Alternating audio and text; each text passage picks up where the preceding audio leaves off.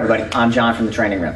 What I want to talk about today is modified push-ups and assisted pull-ups in the respect that they don't really help do what you think they're doing. In other words, a modified push-up or a woman's push-up or whatever they call it this week won't ever actually help you to do an actual push-up. And doing an assisted pull-up, similar like the selectorized equipment machines in the gym that have the ground that give you a little bit of a boost. I don't think they're going to hurt you, but if your goal is to actually do a regular pull-up without assistance, stuff like that won't help. And the reasons are kind of similar, so I'm going to try to tie the two together quickly. The issue with a push-up, people who can't do push-up, it's not an inability to push. It's not an upper body pushing movement. It's that they can't keep their torso stiff while they're pushing. That's why they can't do a push-up. So by taking the torso out of it and putting the knees on the ground, you're not improving the thing that is the limiting factor. In other words, the thing that's keeping you from doing a push-up is never going to get stronger. And the analogy I use is try to imagine like if somebody's injured and other people go out to get a stretcher, like on a football field or a soccer field or something like that. And if there were no stretcher and one person grabbed the injured person's ankles, the other person grabbed their shoulders and they went to lift, it'd be hard to lift because the person's midsection would still be sagging on the ground. They're very heavy because there's no stiffness in the middle. But when you put a stretcher under them, where now they're supported in the middle, and you grab the ankles and you grab the shoulders, they're easy to lift because the middle is supported. It's just a matter of leverage. It's the same concept with a push-up.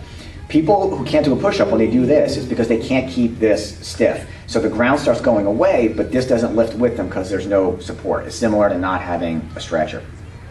Along the same lines with a pull-up, people that can't do a pull-up, yeah, obviously pulling strength is an issue, but it's not the only issue. A very important issue, again, is to be able to keep the torso stiff as you're pulling. If this can't stay stiff, it's like you're pulling dead weight. And the analogy I use here, if you have kids, you understand this.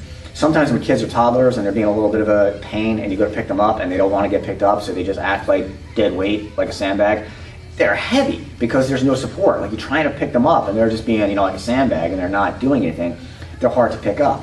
But if you go to pick up a child and they, grab onto you or they stiffen up and they, help out by being rigid, they're very easy to lift. It's the same kid. He or she weighs the same amount, but just the difference between them being soft and the difference between them being rigid makes it a very different lift.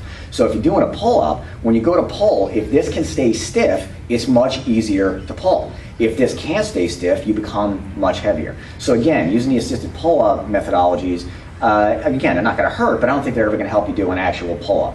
If you want to be able to do a pull-up, if you want to be able to do a push-up, what you need to do is practice keeping this stiff. A little less with the pushing and pulling practicing, a little more with the stiff torso and a stiff core practicing, okay? Now, obviously it's a little bit more complicated than that, but I don't want to take up too much of your time, so I gave you the short version. If you do have any questions, reach out. Thanks.